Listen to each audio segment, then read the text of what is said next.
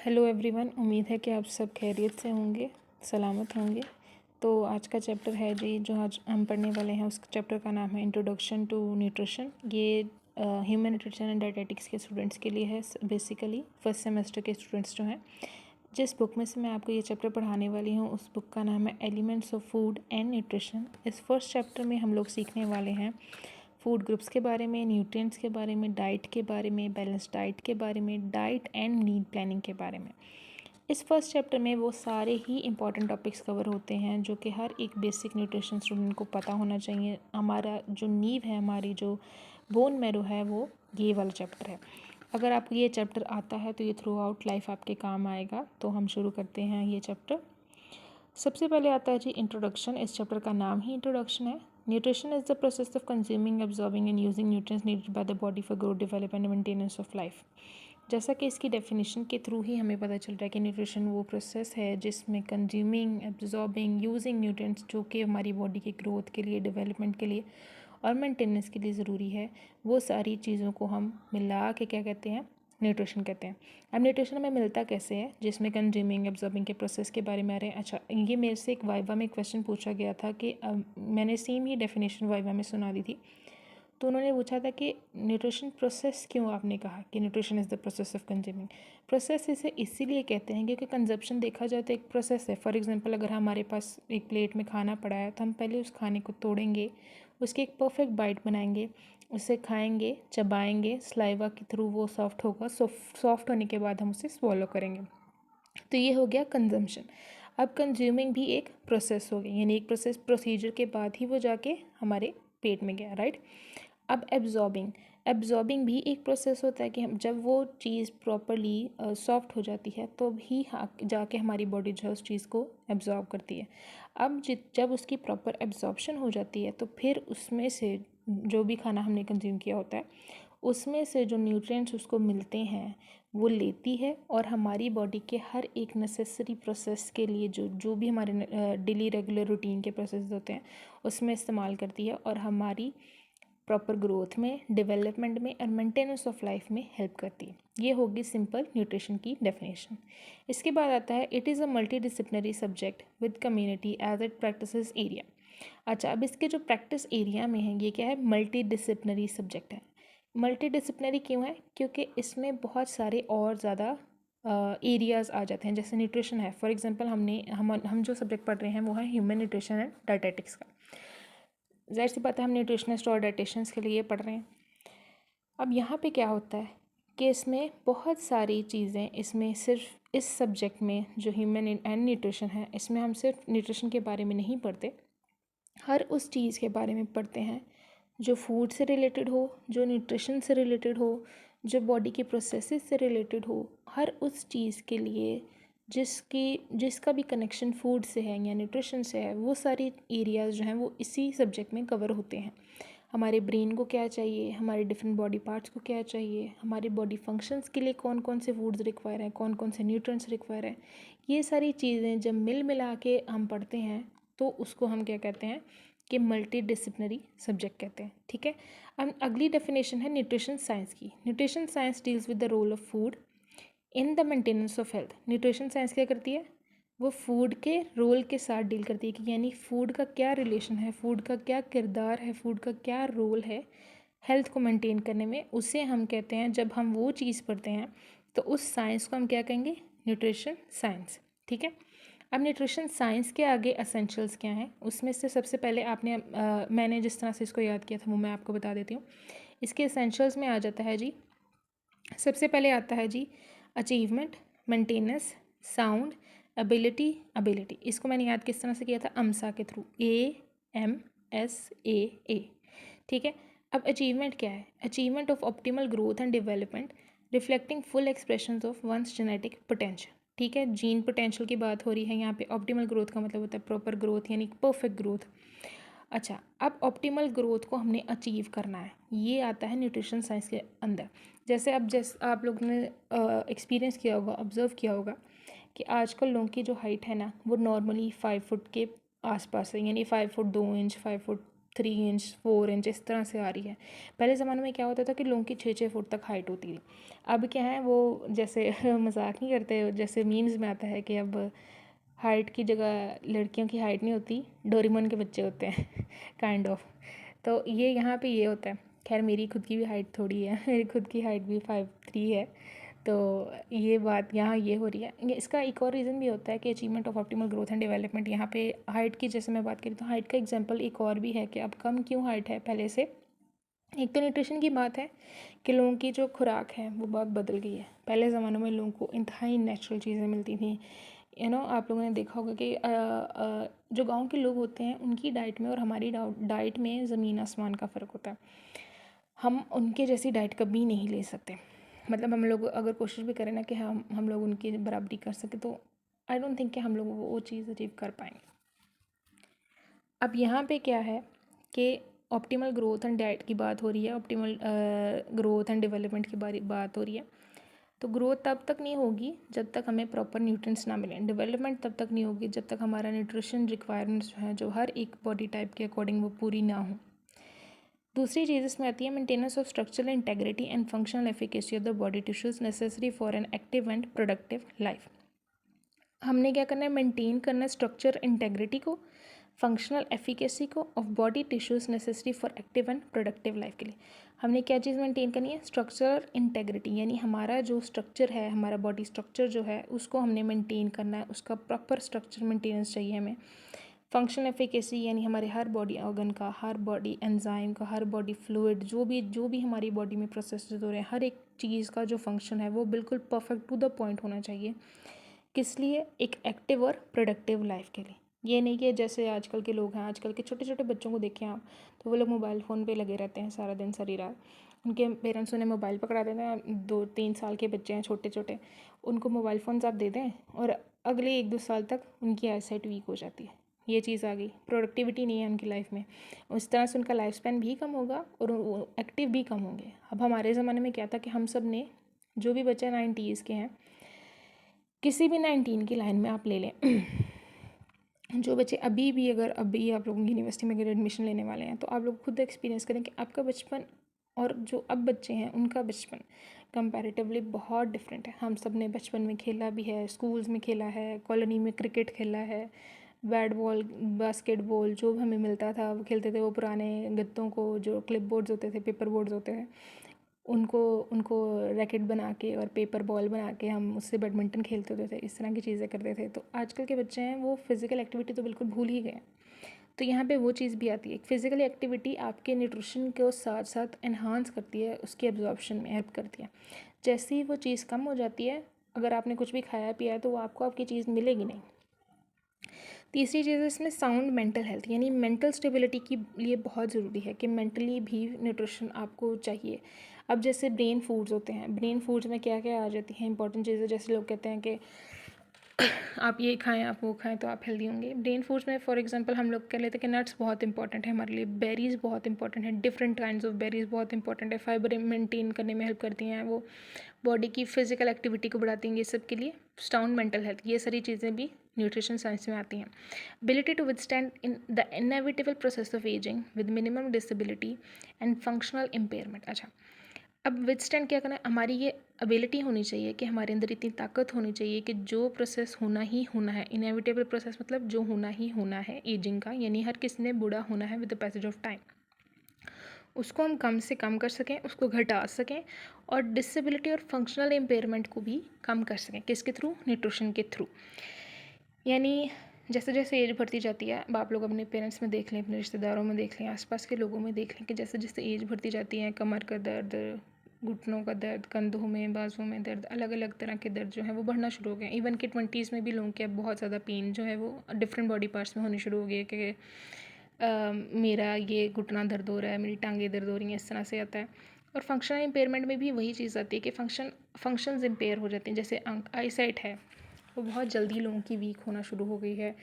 Mostly लोगों को diabetes है, ओबेसिटी है लोगों को, जो बहुत कह लें कि एज के बाद होने वाली बीमारियाँ हैं। लेकिन अब वो लोगों को जैसे फॉर एग्ज़ाम्पल लोग अब कोका कोला बहुत पीते हैं, कोक बहुत पीते हैं।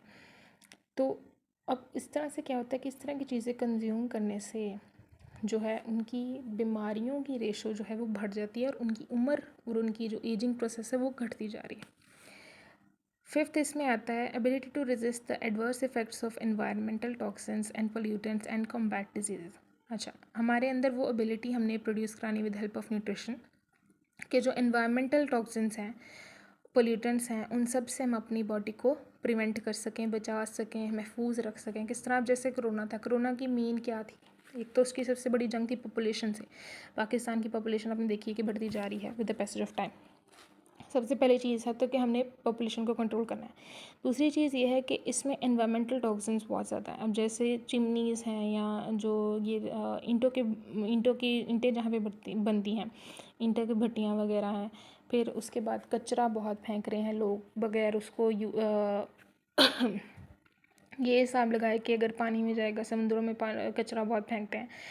इन्वायरमेंटल टॉक्सिन्स, पोल्यूटेंट्स, गाड़ियों के धुएँ वगैरह जो हैं, इन सब से बहुत सारी बीमारियां होती हैं हमें। अब जैसे हमें टिक्के बहुत पसंद है, सबको बारबेक्यू बहुत पसंद है, लेकिन ज़्यादा से ज़्यादा with the passage of time अगर बहुत ज़्यादा, मैं ये नहीं कहती कि कैंसर 1 दिन में हो जाता है, 2 दिन में होता है, लेकिन अगर आप कंटिन्यूसली किसी चीज़ को करते रहेंगे, जैसे अगर आप टिक्के, आपने फॉर एग्जांपल साल में 365 डेज़ आपने उसमें से 200 दिन टिक्के खाए हैं, तो आपको साल 2 साल में, नहीं तो 4 साल में आपको कैंसर हो जाएगा। इस तरह की चीज़ें होती हैं, वो एक टॉक्सिक इफ़ेक्ट है।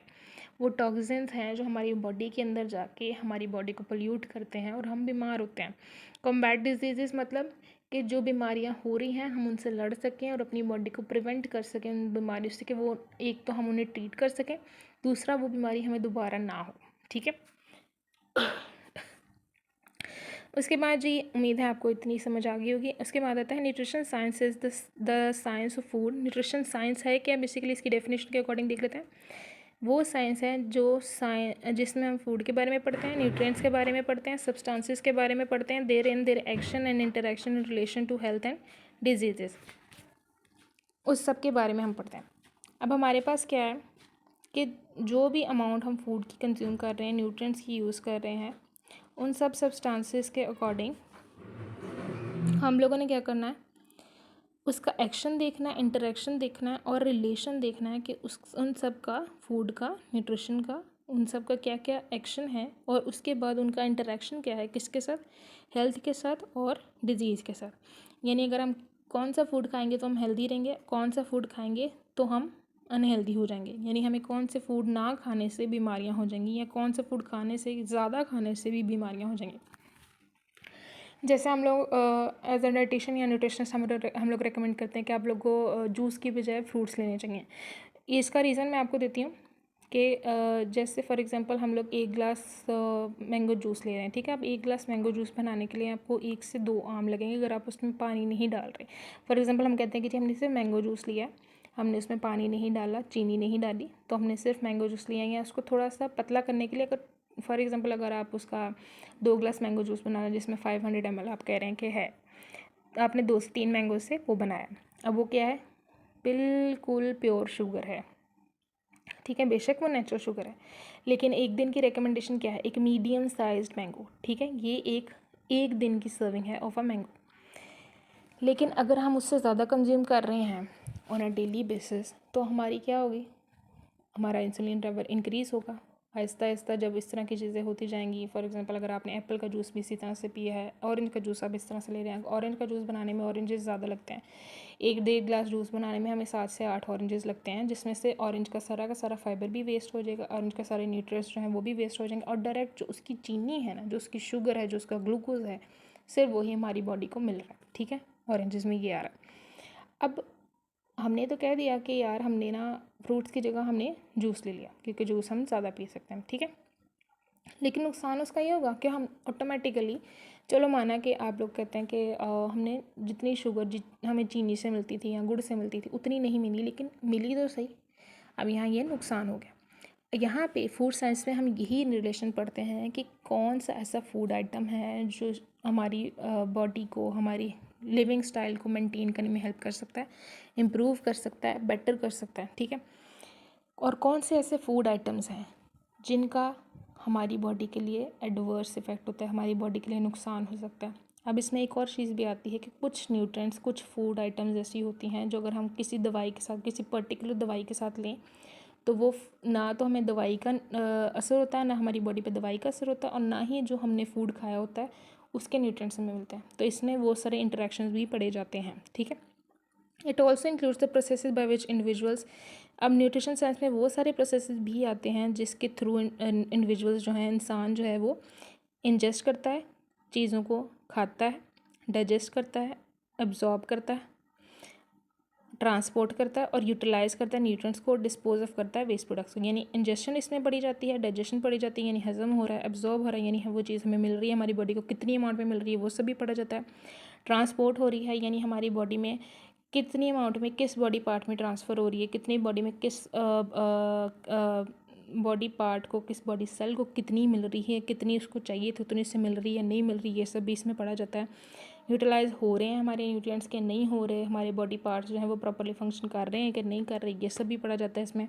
Dispose of the end product, अब डिस्पोज ऑफ, अब जो हमने खा पी लिया, हजम कर लिया, अब उस वेस्ट मटेरियल को बाहर भी तो निकालना है, तो वो सब भी जो है वो न्यूट्रिशन साइंस में पढ़ा जाता है। It is concern with all the processes of growth, maintenance and repair of the living organisms that depend upon digestion of food. इसमें वो सारी चीज़ें भी पढ़ी जाती हैं जो ग्रोथ, मेंटेनेंस और रिपेयर में इन्वॉल्व होती हैं, जो किस पे डिपेंड करता है, डाइजेशन ऑफ फूड पे। अब जितनी भी हमारी ग्रोथ है, बच्चे की ग्रोथ है, बचपन में कहा जाता है कि बच्चों को ज़्यादा से ज़्यादा अच्छी हेल्दी फूड आइटम्स खिलानी चाहिए ताकि वो जल्दी बढ़े, ग्रोथ आगे। मेंटेनेंस एंड रिपेयर, अब जैसे छोटे बच्चे हैं अगर उन्हें चोट लग जाए तो वो जल्दी हील हो जाती है एज़ कम्पेयर टू बूढ़े लोग। फॉर एग्जांपल दादा दादी का पाँव टूटा किसी एक का, वहाँ ही किसी 4-5 साल का या 6-7 साल के बच्चे का पाँव टूटा, तो जल्दी किसकी हीलिंग होगी, जल्दी किसका रिपेयर होगा, जो बच्चा था उसका, ठीक है। यहाँ पे ये चीज़ आ गई। दूसरी चीज़ ये है कि किसके थ्रू हो रही है, डाइजेशन ऑफ फूड के थ्रू हो रही है। किस पे डिपेंड कर रही है ये सारी चीज़ें, डाइजेशन ऑफ फूड, यानी फूड कितना डाइजेस्ट हो रहा है, ये सब कुछ उस पर डिपेंड कर रहा है। अच्छा, अब उसके बाद आता है फूड क्या चीज़ है। फूड इज़ एनी सॉलिड और लिक्विड, कोई भी सॉलिड या लिक्विड सब्सटेंस है जिसको हम स्वॉलो करते हैं, निगलते हैं जब, खाते हैं जब, तो वो हमें क्या करता है, सप्लाई करता है फॉलोइंग थिंग्स। क्या सप्लाई कर रहा है, material from which body can produce movement, heat और any other form of energy. वो मटेरियल जिससे हमारी बॉडी को हीट मिल रही है, एनर्जी मिल रही है, किसी भी तरह की फॉर्म ऑफ एनर्जी मिल रही है और जिसकी वजह से हम अपनी बॉडी को मूव कर सकते हैं, वो मटेरियल क्या है, फूड है। Material for growth, repair, regeneration and reproduction, food वो मटेरियल है जो हमारी ग्रोथ में हेल्प करता है, रिपेयर में हेल्प करता है यानी हमारी जो वूंड हीलिंग वगैरह है उसमें हेल्प करता है। रीजनरेशन क्या हो रही है, हमारे बाल काटे हैं तो दोबारा से उतने ही लंबे होना शुरू हो जाते हैं, नाखून काटे हैं तो दोबारा बढ़ने शुरू हो जाते हैं। रिप्रोडक्शन यानी जो बच्चा पैदा करने वाला प्रोसेस होता है उसको कहते हैं reproduction. Obviously you are student of medical, you better know that कि रिप्रोडक्शन में हेल्प करता है। अच्छा, इसमें फूड रिप्रोडक्शन में किस तरह से हेल्प करता है, यानी अगर अच्छी डाइट होगी ना किसी की तो वो ज़्यादा लड़कियां ज़्यादा जल्दी कंसीव कर पाएंगी और लड़कों का भी स्पर्म काउंट जो है वो इससे बढ़ता है, ठीक है, अच्छी डाइट से। Substances necessary to regulate the process of growth and repair, वो फूड वो सब्सटेंस है जो रेगुलेट कराता है हमारे ग्रोथ और रिपेयर के प्रोसेसेस को। आई होप आपको आज का लेक्चर समझ आ गया होगा। मैंने अपनी पूरी कोशिश की है, हम थोड़ा थोड़ा पढ़ेंगे, अगर आप चाहेंगे कि हम अपनी स्पीड बढ़ाएं तो मैं उसके अकॉर्डिंग अपनी स्पीड भी बढ़ा लूँगी। बट आई बिलीव कि अगर किसी चीज़ को हम लोग डिटेल में पढ़ें, उसको अच्छे से समझें, तो हमें उससे रट्टा मारने की ज़रूरत नहीं होती है। एफएससी तक ये होता है कि आप लोगों को कहा जाता है कि आपको रट्टा मारना है। जैसे ही आप यूनिवर्सिटी में आते हैं ना, आपको रट्टे को भूलना पड़ता है, और जितना अच्छा आप समझेंगे वो आपका यूनिवर्सिटी लाइफ में भी हेल्प करेगा और आपका प्रोफेशनल लाइफ में भी हेल्प करेगा। उस रट्टे का क्या फ़ायदा है कि जो अगर आपके पास अगर आपका कोई पेशेंट आता है, फॉर एग्जांपल आप डाइटिशियन है, आपके पास आपका पेशेंट आता है, वो आपसे न्यूट्रिशन के बारे में पूछ रहा है, आपने पेपर में रट्टा मार के लिख दिया, बाद में आपको पेशेंट को बताना नहीं आ रहा, तो उसका तो कोई फ़ायदा नहीं है ना। इसलिए मेरी पूरी कोशिश रहेगी कि आगे आने वाले इस तमाम लेक्चर्स में मैं आपको बेस्ट वे में समझा सकूँ। अगर आपका कोई डाउट हो, कोई क्वेश्चन हो तो आप पूछ सकते हैं। उम्मीद है कि आपको यहाँ तक समझ आई होगी और मिलते हैं नेक्स्ट लेक्चर में। Thank you very much for your precious time. Thank you.